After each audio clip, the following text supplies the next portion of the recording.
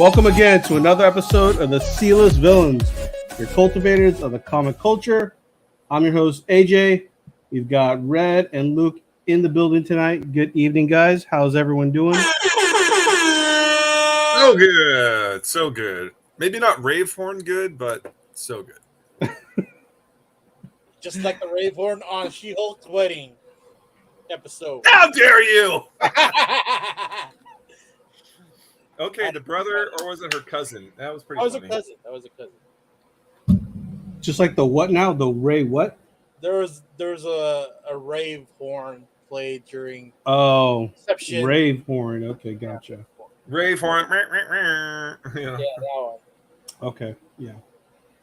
Yeah, we're not talking about Hulk. I think we've put the bet to Hulk. We've on She-Hulk. We put the coffin on that. So I'm still watching it because my kids love it. Actually, my wife loves it. I'm still watching it, but I don't think there's anything to talk about anymore. It's a sitcom show. What? They just added Mr. Immortal and that one group. No one gives a shit. No one gives a shit. I give a shit. I mean, yeah. Sure, I mean, I guess Red cares, but that's all that matters. That's all that matters. Did you guys have a good weekend? So far, so good. What? Yeah, I had a great weekend. Really, I picked up a lot of books. Did I buy a book? Did I buy some comics? Yeah. You had to pick up with some. I guess you had to pick up a box. You got to cherry pick it.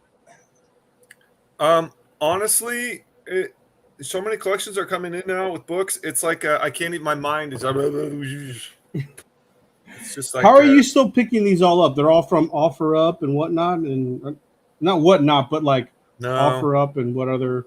I don't really troll those sites. I just get messages from guys. People are like, "Hey, you want to buy some comics?" Sure. Or I heard you buy comics. That's the biggest one. I heard you buy comics. But these are all local guys, or no? Yeah, within 50 miles. Oh, okay. There's a great collection, and they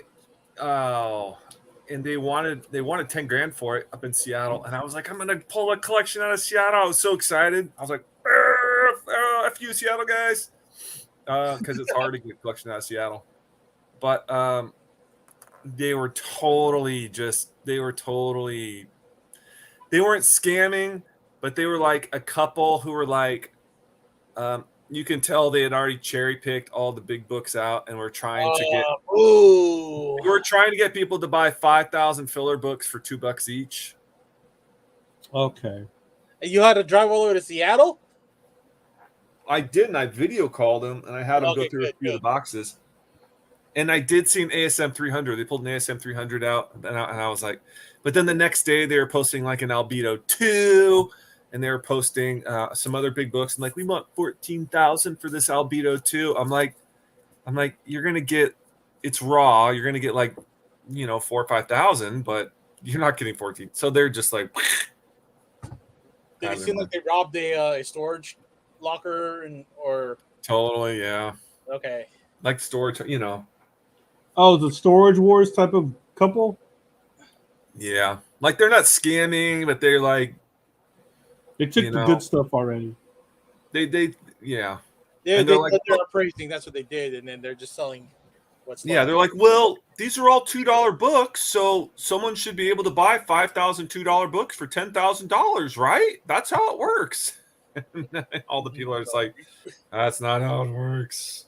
No one wants 5,000 $2 books if you're not getting some cream too, right? You can't let someone take a crap in your mouth without also getting a little cream, and you know what I mean? I mean, if they offered 20 cents a book, then would you have taken it? Totally, yeah, or 15 cents, maybe 20 cents. Yeah. That would have been a better deal. $2 a book, like no, they might just offload it to someone at a convention. Yeah, but even if you were to take it 15 cents, is that still worth it for you to drive all the way out there? And they'd have to have some gems in there, right? It's a 4-hour drive to Seattle, right? I probably still would have pulled some gems out because they don't know everything, but That's true. Yeah. But they pulled the heaters out. There was an albedo. That albedo too. Like, oh, if that would have been in there. That would have been worth the drive. I would have given $10,000 for just that. Yeah. Did it look like it was in good condition? Yeah, maybe like an 8.0 copy. I think. Okay. That's not that bad. But then they also posted a Star Wars 1, the 35-cent variant, and then they pulled it out, and it was a reprint. And I was like, well, wait a minute, that's a reprint. What happened to the 35-cent? And she said, oh, my account got hacked. Like, so wait a minute, did they actually have it, or they always had the reprint? They always only had the reprint. Oh, She said okay. my account got hacked, and I'm like, so some guy in Pakistan is chilling, hacking your account. He's like, I know what I'm gonna do. I'm gonna screw it up and put a reprint of. I'm gonna put an expensive book on this advertisement. Hacking successful. Man. So they're pretty novice at grading and looking at reprinted books, right? They're just saying, "Oh, it's a bunch of books. It's a Star Wars 1, and it's worth this much." I know. Well, I thought you were taking a break from buying collections. So did I. Oh, Parker. I thought I was going to take a break. I thought you were taking a break. I thought you wanted a reset. Same here.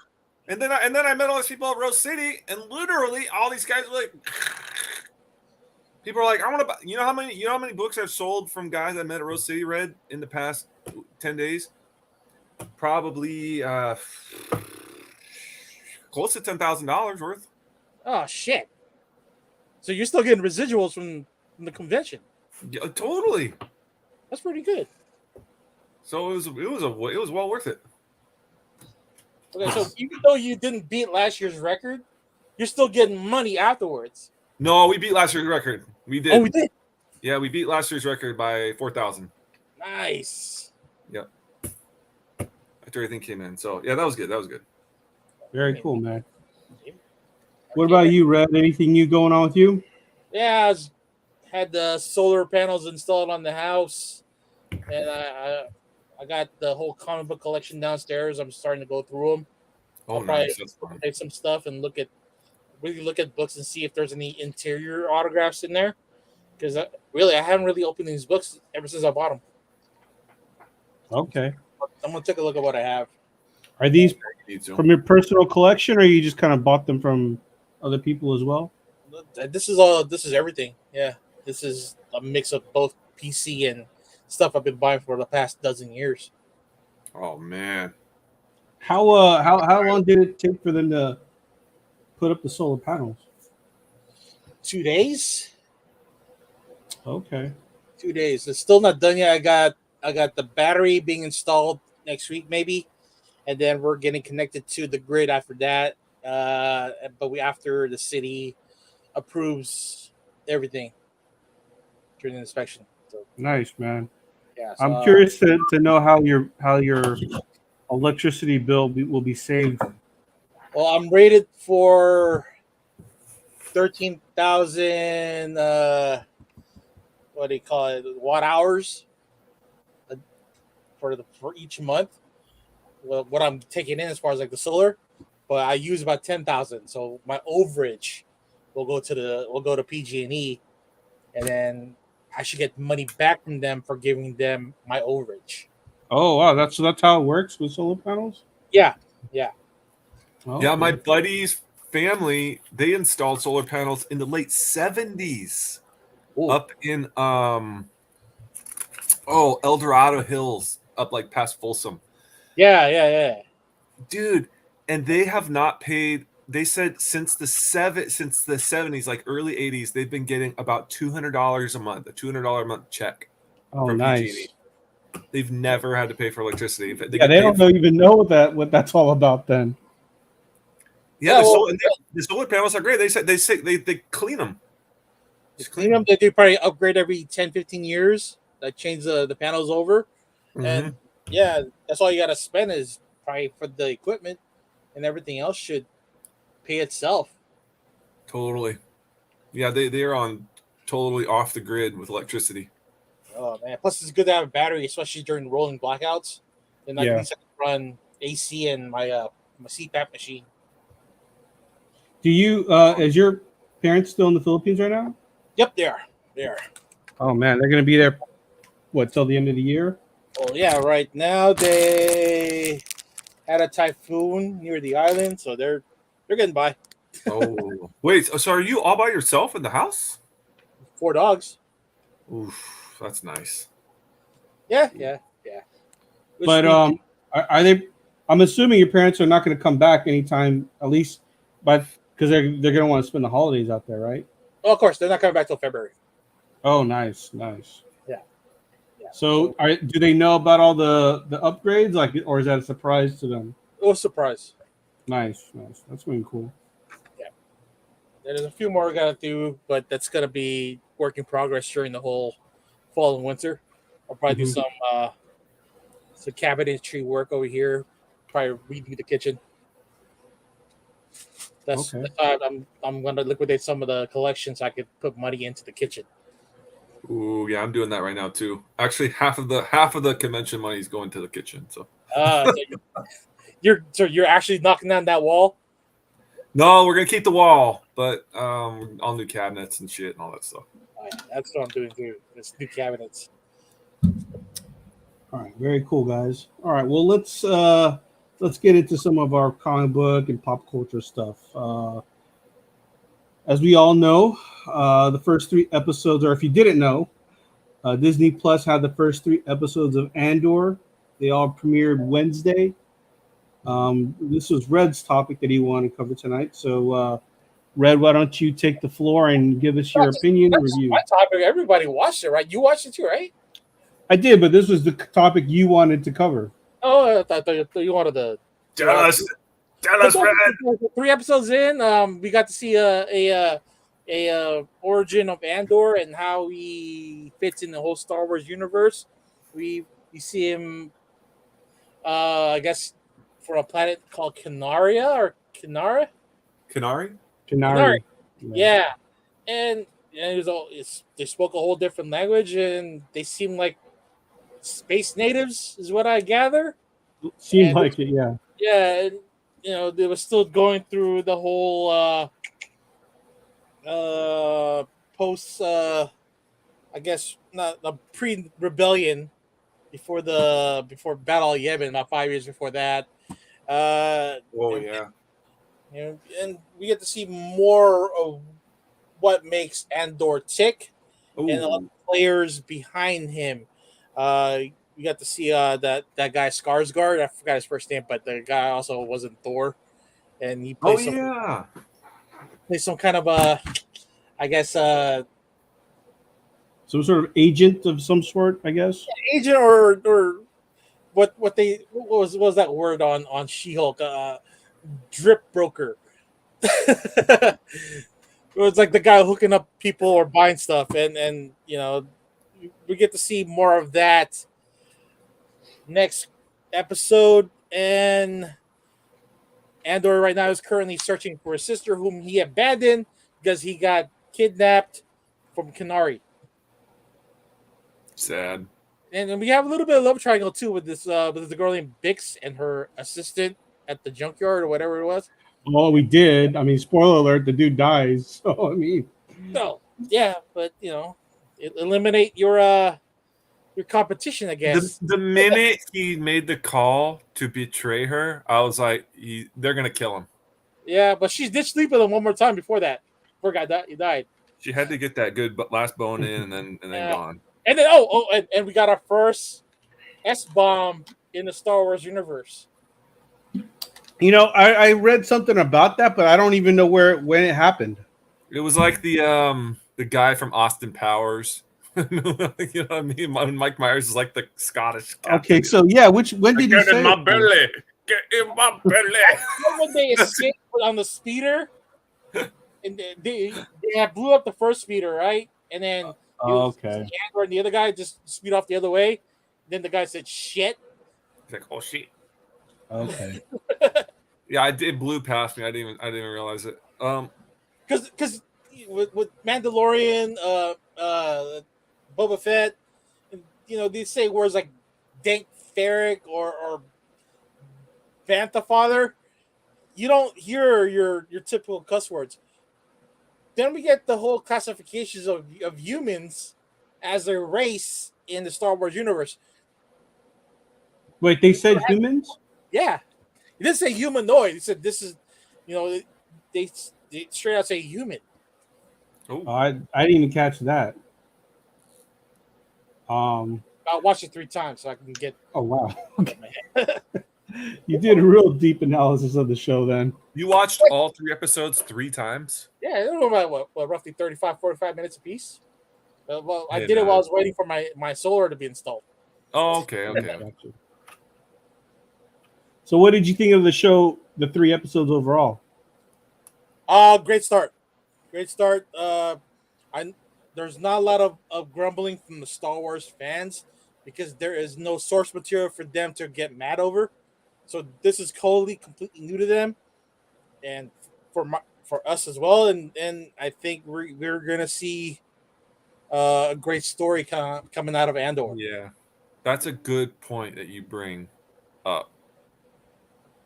Yeah, like because every other Star Wars property out there that Disney has put out, especially like Kenobi, people are still getting or picking it apart, something to get mad over. Like the source material is there, and then it seems like they're not following the source material. But come on, it's they're trying to cater to a brand new audience as well, and still keep the original audience happy.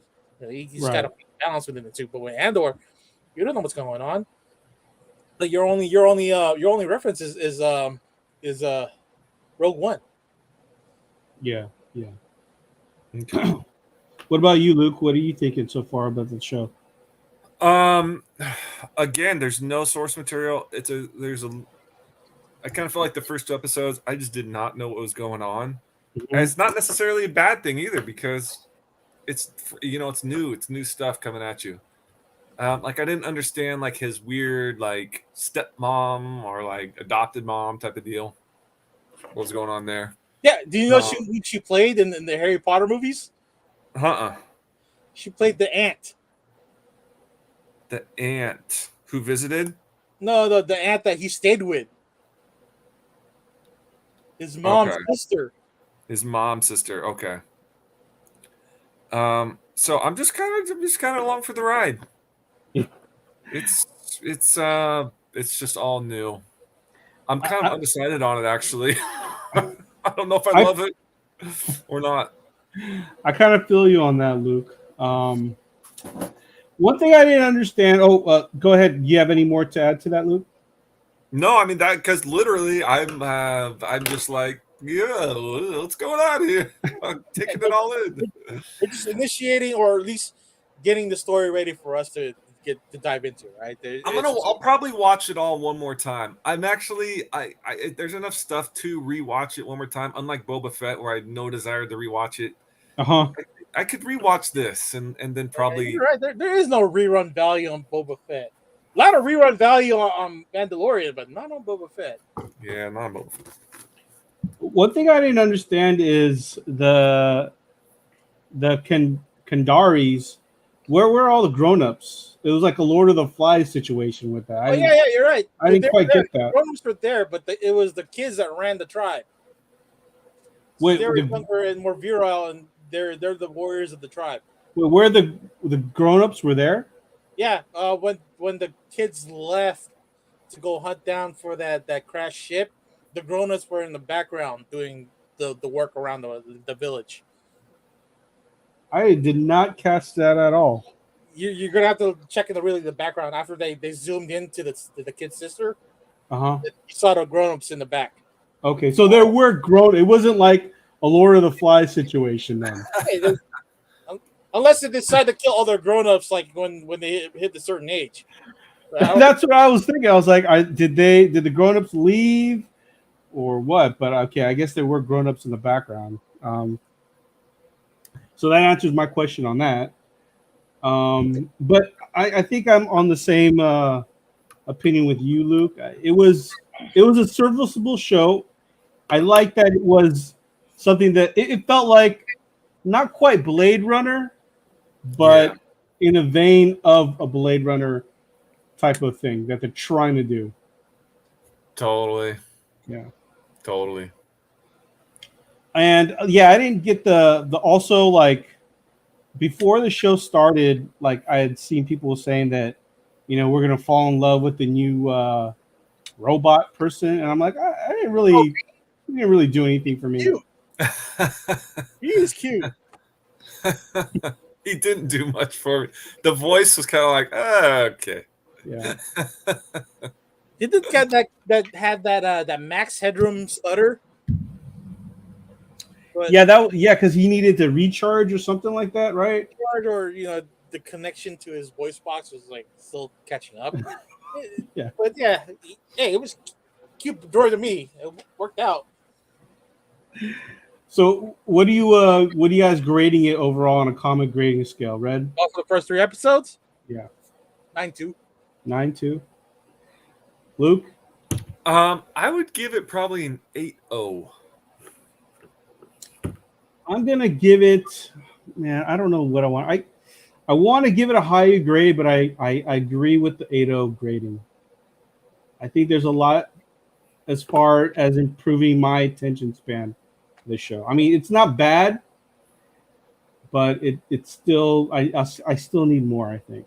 Yeah, I was kind of annoyed at the main cop, like that does everything by the Yeah, he is annoying. He was very annoying. Yeah, a little too. I mean, he's going by the book. I get it, but it's like, yeah, but he got his scare, and that's why he was left in awe when Andor escaped.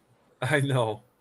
Like he should have listened to his boss, like superior, yeah. Like the matter is already settled. These guys attacked the guy, and yeah, you can tell. Like, I mean, you can't really tell too much, but it was like his superior knew what was up. He was like, all right, these guys started some shit they couldn't finish. That's the end of it. Like these guys weren't even good police officers. So yeah, this is a dead end here. Someone wants to go follow it up like some kind of super cop. Like, listen to the grizzled old man. He knows his shit. One other thing, since we're on the subject of those officers, like I don't understand what is their relation to the Empire. Are they like officers? They're corporate. So it's like a pre-Empire band. Yeah, so they're corporate. It's a corporate run because that's what they said, like the corporation or something. Okay, gotcha. But it doesn't make a lot of sense yet. But they did mention the word corporate at least once. Yeah. Mama. Oh, I don't know. My kid's looking for mama. You want mama? Okay. I'll be right back, guys. Buddy. All right. Red, have you watched any of the are you watching Rings of Power or House of Dragon at all? Not yet. I know I got HBO and Prime. It's just I haven't. I'm getting working myself up to jumping on Walking Dead final episodes in the next couple weeks here, starting Sunday. I got Rick and Morty on the docket, and everything else is like it's kind of dedicated to football. Well, I mean, since you're on the subject of Walking Dead, why don't you? I've been out of it for a long time. So what's been going on? Right now, we're gonna get the last 8 episodes of the final season, which should be on this Sunday, on the 2nd. We're going to see what's happening with the group at the I can't remember the town, but we're gonna deal a lot with the Miltons and the war within the walls. And we'll hopefully get to see Rick and Michonne make their comeback on here, or it's gonna at least we'll get to see their story come to fruition on their spin-off show. So they're gonna have a spin-off show? They're gonna have a spin-off show, and along with Daryl, he's getting a spin-off show because his character is gonna go to Europe, and Negan and Maggie will get their spinoff show. They're going to Manhattan. What about Carol? Is she still alive? Carol was supposed to go to Europe with Daryl, but with Melissa McBride, isn't that her? McBride, yeah, she wants to do something else other than Walking Dead projects right now. So she's kind of burnt out. I mean, I'm sure the money is great, but I can understand that. I mean, I can't understand it, but I mean, playing a character for like over 10 plus years, I'm sure like. Yeah, she was still down for it. But I think her schedule as well that just couldn't work out with the filming out in Europe. I mean, that was the same thing with what's her name, the Maggie character, right? She wanted to explore other, but her show got canceled. Yeah, that one cop show. She was like, "All right, then I'll just go back to Walking Dead." Yeah, well, it only lasted about what 6 episodes because we were there at the premiere, where they're premiering it at San Diego, 2019. Okay. Yeah, her show didn't last that fall. Yeah. All right. Well, let's. New Mortal Kombat, slow to start, but with the brutal fatalities. Yeah, I don't even know about that. Is that a cartoon or a TV show? Oh, the game. The game. Oh, game. Gotcha. Yeah, I haven't played Mortal Kombat since Part 2. That's how long ago I played that game. Okay, did you guys mention Ring of Power though and House of Dragons? No, that was your topic you wanted to cover. Okay. You mentioned it when I was walking out. Sorry, my wife is having a school crisis, so she had to run out. I didn't realize it. No worries. So, what did you want to talk about regarding those two shows? Well, I'm watching both, and if anybody is watching House of Dragons and Rings of Power, I think we can all agree on one thing: our expectations going in and our enjoyment of the shows have completely flip-flopped. What does that mean? I went into Rings of Power thinking I was going to be walking into like a new magic kingdom. You know what I mean? I was so excited. I was like, like all these awesome castings, and they're inserting like cool people and different, like they're doing some race swapping, but in like cool ways. It's still Middle Earth, right? It's still within Middle Earth. Yeah, it's still Middle Earth. Okay, but I don't care. I'm not a guy that cares about race swapping unless it's a legacy character, in which case it's like put your fucking money into making a new character. You know what I mean? It's a legacy character. You're not going to make Shrek purple. The premise is how the original 9 rings of power. Yes, how they came to be. But it's almost painful to watch. I tried watching it. It's not painful, but it's uncomfortable. It's uncomfortable, and they spent almost $1 billion on this. God. And then so here's the thing, and then House of Dragon, they race swapped the Valyrians. So the Valyrians weren't black in the books. So they're black in this. They're they're so awesome. I love them. I love everything about them. The Valyrian family, they're like the most kick-ass. They're like black, like pitch black with these white dreads, and you're just like, oh my god, this is the coolest thing I've ever seen. So it's like, I don't care if you race swap, if you do it right. And Rings of Power got it wrong. House of Dragon got it so right. It's so awesome. It's just George R. Martin part of that whole production on Yeah, of course. Yeah, they're over. He has a say in pretty much how this show goes. So I think they're tapping into him a lot more than they did in Game of Thrones, actually. Oh, Peter Jackson, is he part of the whole Rings of Power production? Nope. He's not part of it at all. And it shows. And they who's the writer for Breaking Bad? Not Vince Gilligan, but the lady. The lady writer for Breaking Bad, she did Better Call Saul. She's a part of Rings of Power, and they spent. And you know what's so hilarious is that the writing Wally Beckett. Yeah, the writing cast for Rings of Power, it's Lily White. So like, how the hell are you gonna like say we made the most diverse cast and everybody and ears up and diversity wins, and then it's like you're not doing it. You're not giving them power.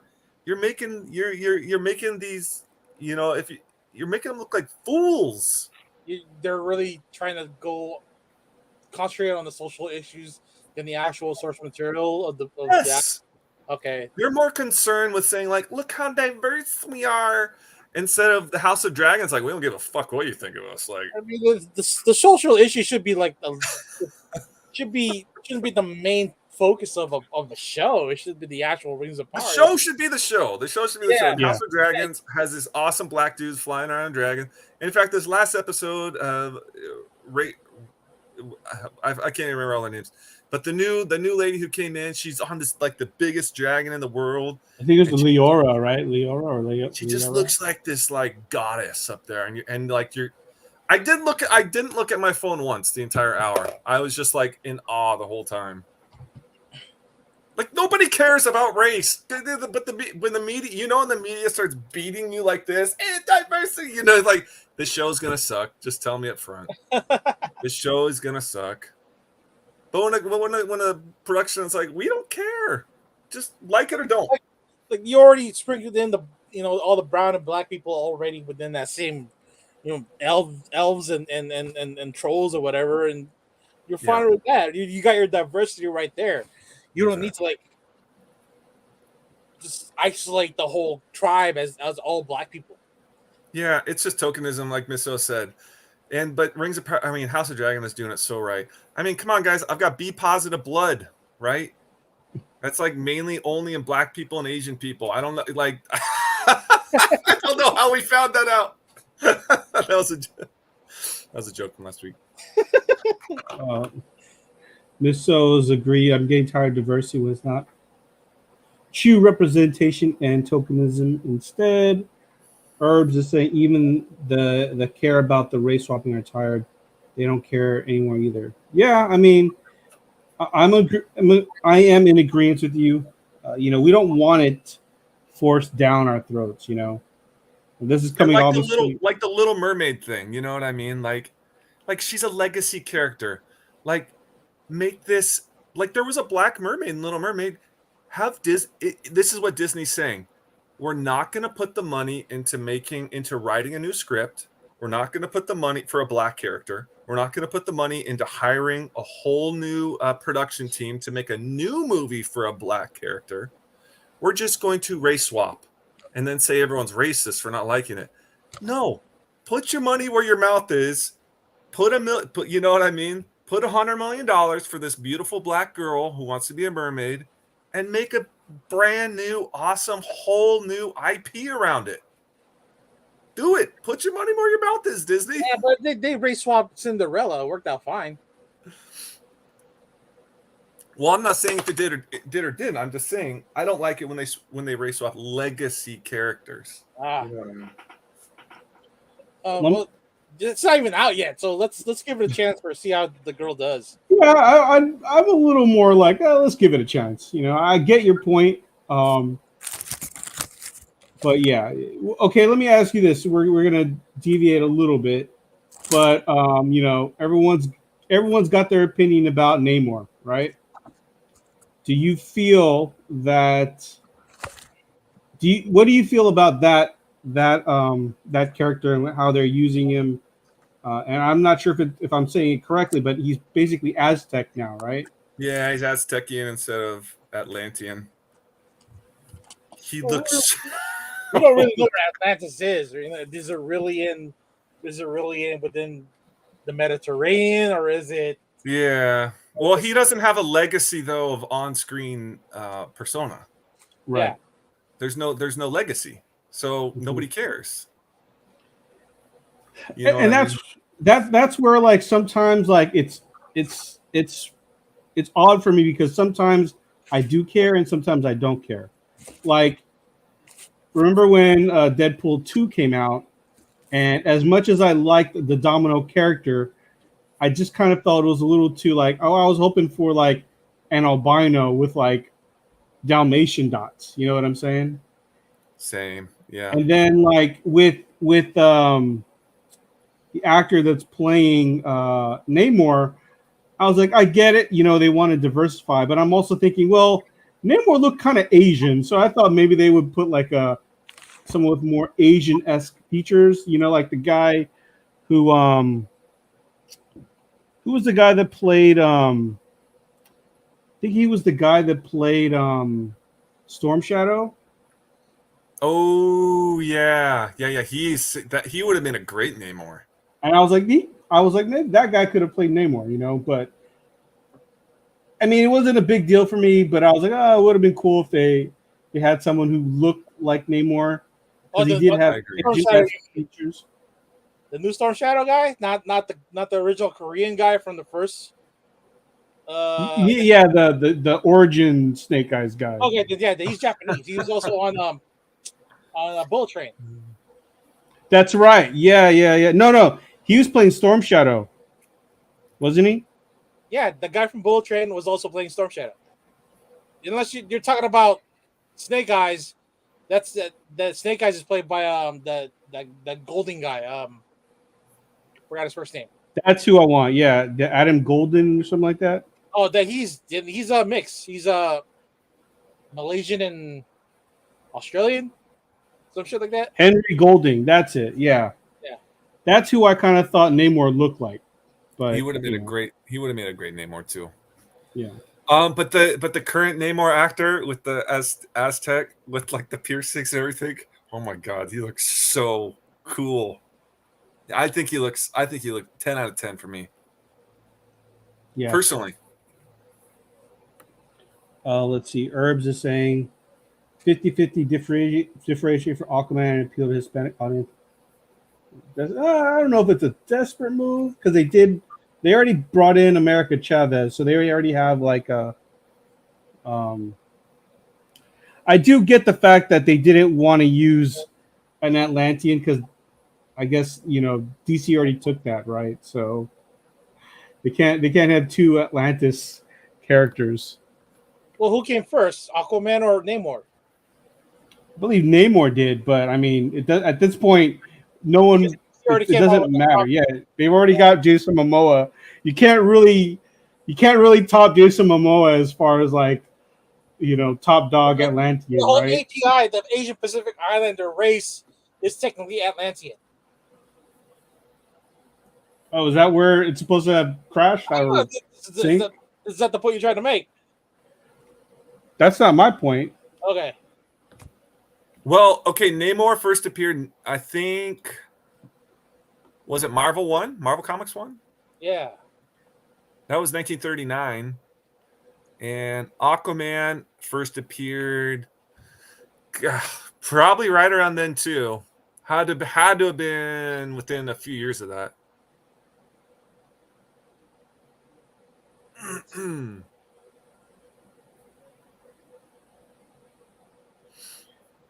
But I think I like the look of Namor a lot. Okay, Namor came out 1939, Marvel Comics #1. Aquaman came out 1941 in More Fun Comics #72. Ooh, I was a year off. Yeah, so Namor did come out first, but DC beat Marvel to the punch when it came to an Atlantean character. Is that even the correct term? Atlantean? Is that? Yeah, Atlantean. Yeah. But Submariner for Marvel, I think, also came out in 1939. So they were kind of both. Oh, okay. Or no, not Neymar. Submariner. Yeah. Get mine. I mean, either way, it's still interesting to see how they're gonna incorporate Namor into the MCU. Hopefully, they make him Namor the first. They make him really badass. Yeah. Well, a lot of Namor is gonna be Namorita, the cousin, and then you'll get the other underwater super beings after that. It's gonna be fun. I'm excited for it. Yeah, I think it's gonna be when good. When is Black Panther 2 coming out? I thought it was December. No, I have no idea. I mean, it could be like next summer. I would. Just I know other Guardians comes out in March. Let's see, Black Panther 2, November 11th. Oh, Oh, wow. that's coming up. Like That's real quick. 5 weeks. All right. So we should be seeing. Really excited for this. I'm really excited. Um, Because honestly, the Chadwick Boseman homage, or not homage, but honoring, and then it's just, oh man. Yeah, I read an article that Feige was down to recast him, but it was just too soon right after his death. It's yeah, just, there's no way. There's no way you could have recast him. well, not just recasting, but I mean the mantle is passed. Like it's not like a huge, like if the Black Panther dies, the mantle is passed. Like that's Right, but we can still get variants. yeah, you still like the next king becomes the Black Panther. That's part of their culture. So Yeah. I don't even think it's not recasting T'Challa. You're just having a new Black Panther. You don't have to recast T'Challa. Yeah. I don't think. Theories on the new Black Panther. I think it's going to be Letitia Wright. Isn't that the sister, right? Yeah. I'm pretty sure. Just My like, money's on her. Just like Prince Charles took on the mantle of king from Queen Elizabeth, it's gonna be Shuri that's gonna take the mantle. That's right, Shuri. Yeah. All right. There's the Lego set is out and it shows Shuri as the Black Panther. Oh, there you go. Well, they do red herrings all the time, though. Those Lego sets. So, Do you have I a don't different know theory? now. Do you have a different theory on who Black Panther will be? I hope it's something none of us see coming. Honestly, I was hoping for M'Baku. If not, they bring what do you call him back to life? Yeah, I mean, I would have loved Chadwick Boseman to come back, but they killed him. So, Michael B. Jordan, his character. oh, I mean, yeah, Michael B. Jordan. Killmonger. Yeah, I could see Killmonger. Yeah. If they didn't, Killmonger. I think if they didn't kill him in the first one, then they would have been able to bring him back like as a redemption story. But I think they could tie in the weird multiverse, Doctor Strange type of. Yeah, on the what if one, the what if Killmonger. Yeah, the what if Killmonger. I mean, they could do that too. Anything's possible. He's now. good. Yeah, I could see it. Yeah.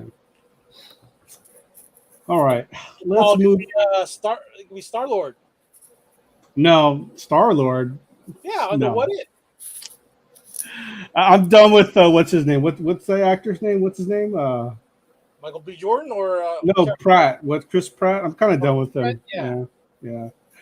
I'm done with his Star Lord, man. I can't handle this guy. Yeah, I'm kind of done with it too, honestly.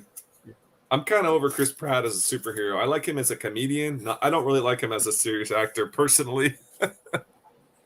Didn't he have like a Amazon show that everyone said was good though?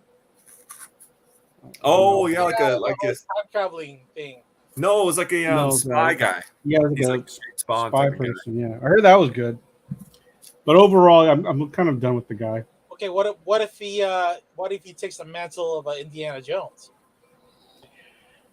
They were talking about that a long time ago, and I would not mind, but he's got to have more of a charm. Like he's got like there's a certain charm that Harrison Ford had. You know, I mean like a John Hamm type. Like John Hamm doesn't do action films like that, but John Hamm has that type of charm. Okay, dry comedy. Okay, here's who I think would be an awesome Indiana Jones if he like got on the treadmill for like a month and lost 50 pounds of muscle and was just like Chris Hemsworth. He could do it. Yeah, he has good comedic timing and he knows how to play a serious role.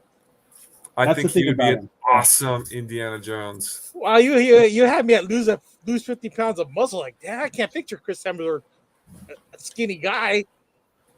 I think he could do it. He could slim down. Well, he'd have to give up the role as Thor, though. But I mean, he can do it. I agree with you. Well, he did bulk up just for that Hulk Hogan biopic. Oh, really? Yeah. Wait, he bulked up even more? Yeah, because he's gonna do the Hulk Hogan biopic. I mean, he was already big to begin with. I don't see why he would need to bulk up more, though. But well, Herbs, he's definitely not natty. Chris Hemsworth is not natty. I mean, those biceps are like that big. Yeah. He's juicing. All right, well, I got another subject for you guys tonight. With Stan Lee passing away a few years ago, we all know that Stan Lee was pretty much the forefront, the face of comic book pop culture, right? Yeah. I've been thinking about this a lot, and I have a question for you guys. Do you guys think that Todd McFarlane is the new face of comic book pop culture? Ooh, that's a great question, actually. Oh man, it's Todd the new face after Stan. Well, he's already commanding a Stan Lee autograph price at $120 a pop. Well, you know what? I Who don't. else would it be? I don't know. Red, you said you had two other candidates, right? So Joe Quesada, Jim Lee. Joe Quesada? Quesada. No, I don't think Joe. I wouldn't stand in line 30 minutes to get Joe Quesada's autograph. I would like 10 minutes, or if there was no line, I would. Yeah, Jim Lee's the only other guy, but Jim Lee only charges $50, and he's way too humble to ever go. There you go. That is the key right there. He's too humble. If he ever got that "fuck you" attitude, I think he could. But Todd $600 isn't humble for a sketch. It's not even a fuck you attitude. I would say it's more of like hey look at me type of personality. Showman, right? a showman, showmanship. Exactly. Yeah, showmanship. Okay, yeah, that's better. Yeah. Todd has it. Jim Lee does not have it, but Jim Lee has I think Jim Lee has the talent, but he doesn't have the showmanship. Yeah. He doesn't like the spotlight on him like Todd does. Exactly. And then you got guys like Liefeld who want the spotlight but don't have the talent. But don't have to tell. Wow, I'm not going there with you guys. Because he's got a message. So petty. He's so petty. Like that. You see his homage to his New Mutants 98 he did for Spider-Man? Oh man, that was horrible. Like, where'd all the necks go? There's no necks. And you had Spider-Man wearing heels. There were zero necks in the whole cover. Venom was like this.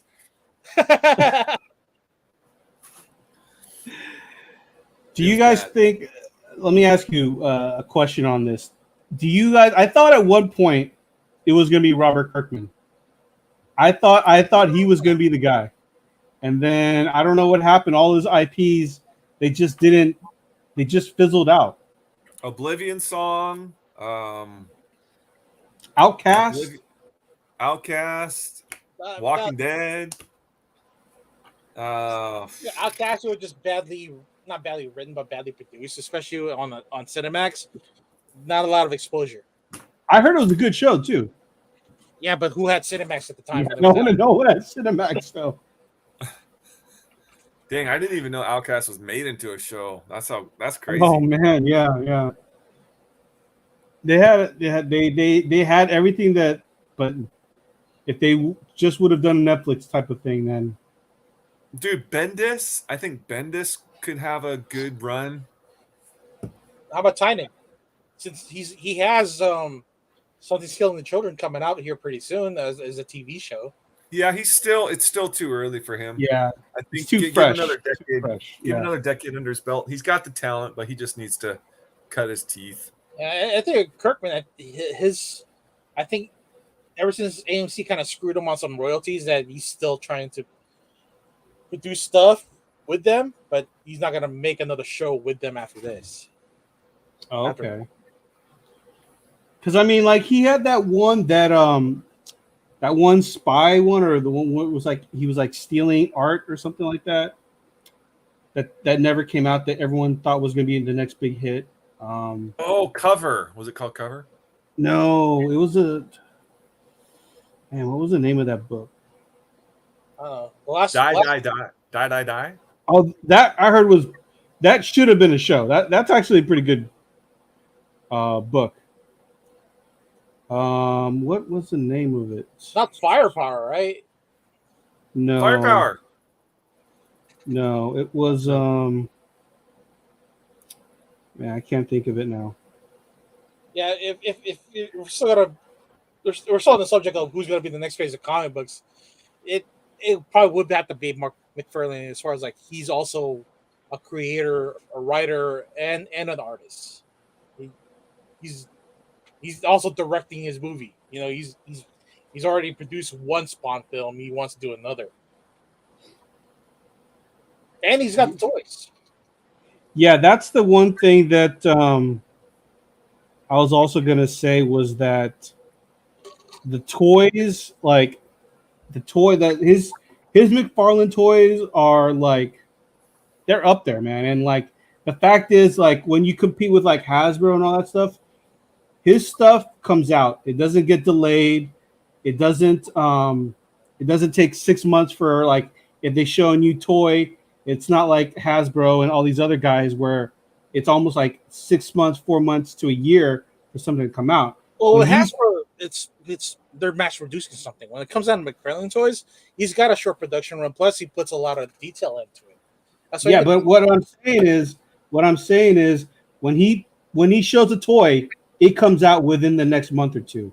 It's ready to go. Whereas like Hasbro, when they put out a toy to reveal, that doesn't come out till months and months later.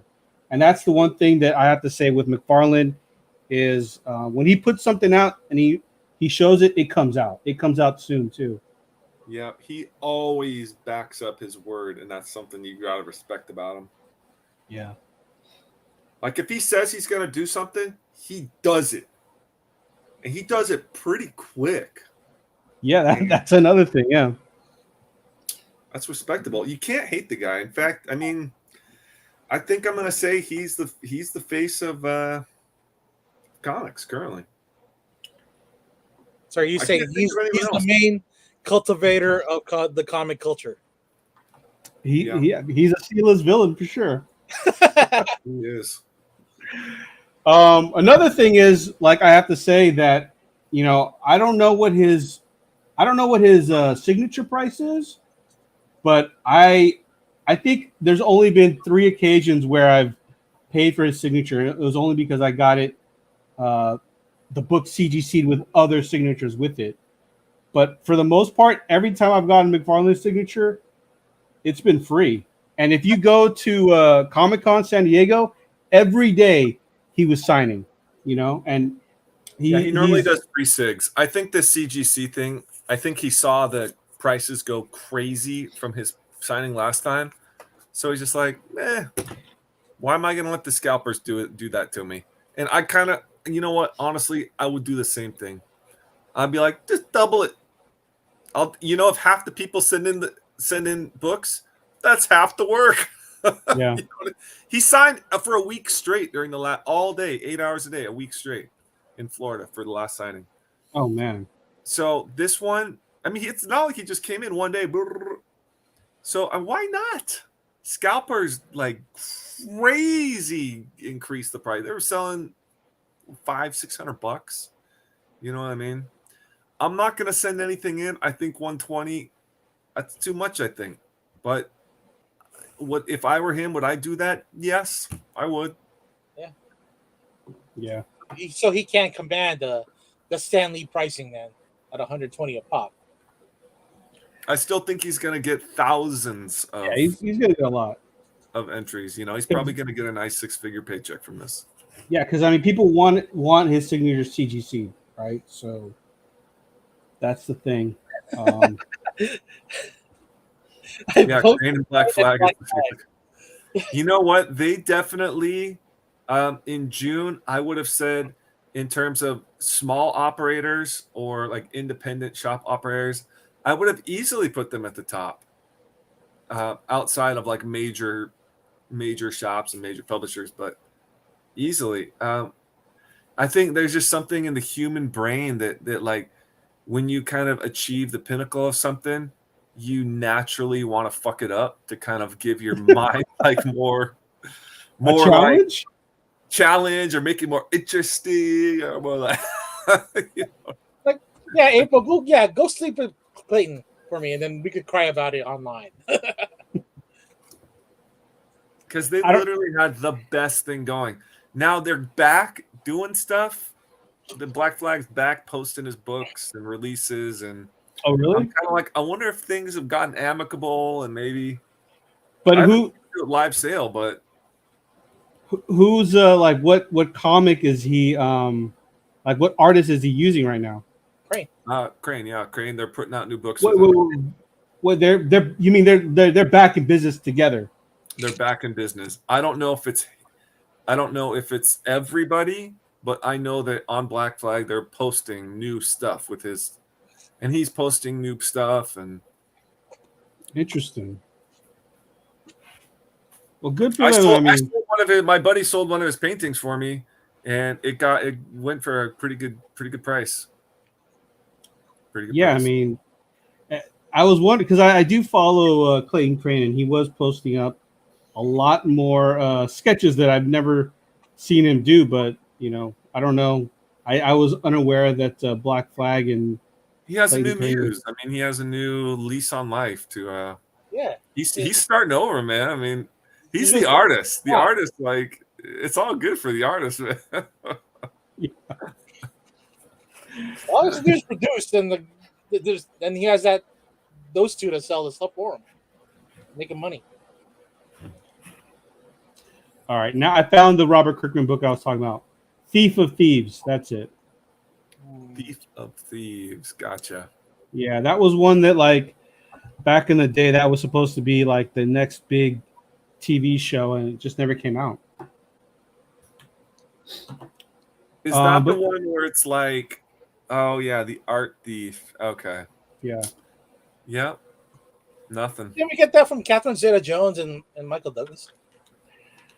I mean, yeah, that was I forgot what that was called, but I can't even remember. I just remember the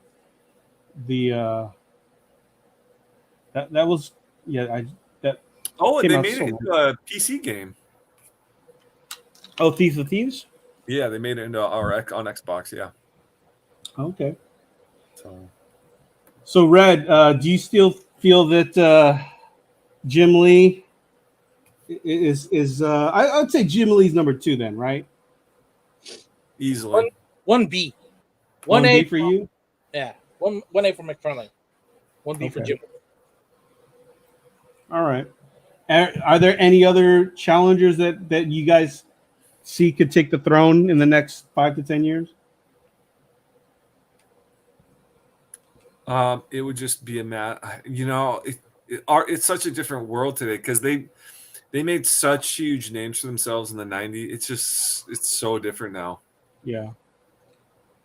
It's so different. The only person who will come close is probably Eric Larson. But even Eric Larson isn't. He's still still not. Way below their level, but at least he's got that double threat as far as like artist and writer. Right. All right. Well, I think we've covered everything else that we needed to cover tonight. Did you guys want to bring anything up before we end the show? Unless you want to do unless you want to do the Last of Us trailer. Sure. I got some time to kill. All right, You got time? Maybe 5 minutes to talk about that trailer, Luke? let's all right. pull it up. Let's see. Because it is based on the video game and it stars our favorite Mandalorian. Mandalorian. Here we go. Last of Us HBO.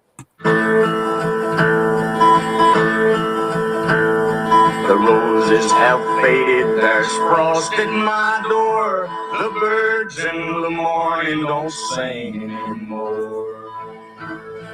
The grass in the valley is starting to die, and out in the darkness the whippoorwills cry.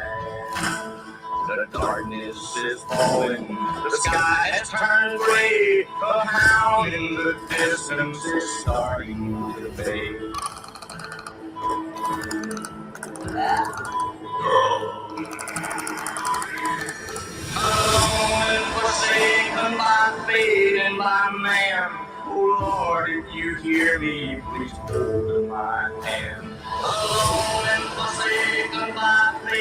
my man.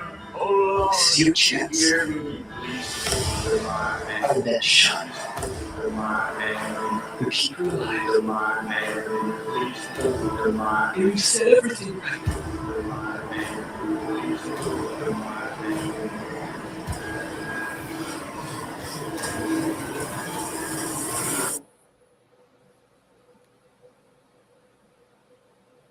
Save her. You can save her. Oh, please understand.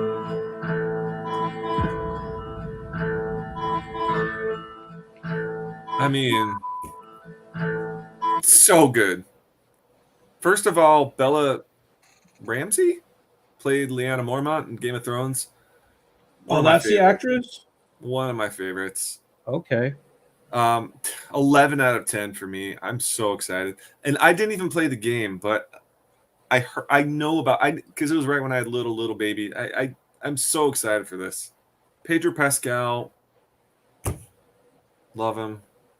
I'm just so excited. Red, what about you? I'm a sucker for the zombie genre, so I'm gonna watch. Okay. And it's HBO. We're getting a zombie on HBO. Yeah, it feels like a western too.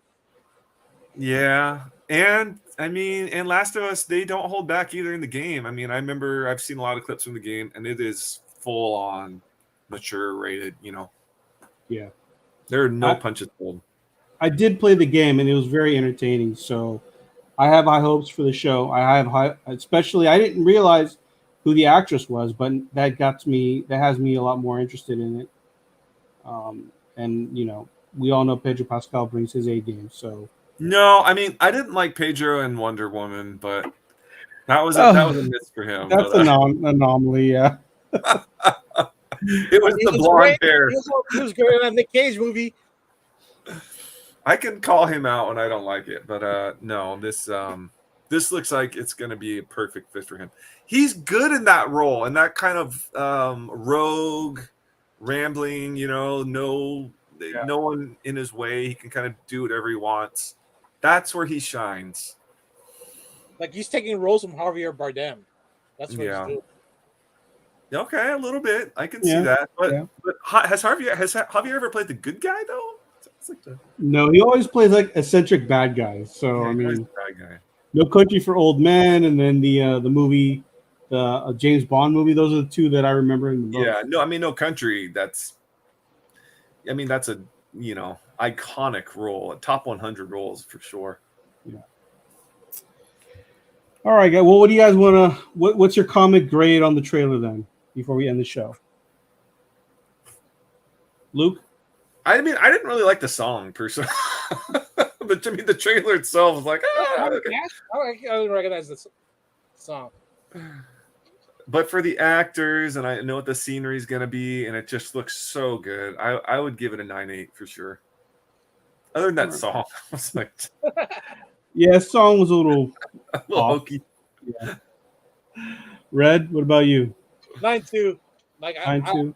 I don't know if I need to play the game in order to enjoy the show, but I'll play it after I watch the show. Yeah, I'd say I'd give it a 9. I mean, it's solid, and I'm my interest is peaked based on the actors and the TV and the game. So I'll give it a shot. So I hope it looks good, and I hope it meets our expectations. Yeah, with Walking Dead finally ending this year, it'll be good to jump onto another zombie saga. Yeah. Right. Yep. All right, guys. Well, thanks for tuning in, everyone. We'll be back on Monday for another episode. I guess everyone we're not have a good week. That episode too, right? We're not talking about She-Hulk on that episode too, right? I think we're done with She-Hulk. Happens, right? I think we're done with She-Hulk. Unless Daredevil shows up with the Punisher. We'll see. I don't know if it's gonna.